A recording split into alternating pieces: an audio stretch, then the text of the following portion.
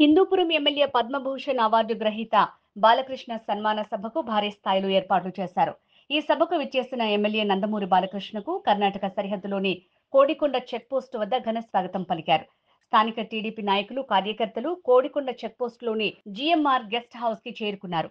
MLA Balakrishna పట్టణంలోని MGM high school ground లో 3 ఎకరాల విస్తీర్ణంలో ఏర్పాట్లు చేశారు. స్థానిక టీడీపీ నాయకులు, అభిమాన సంఘం నాయకులు.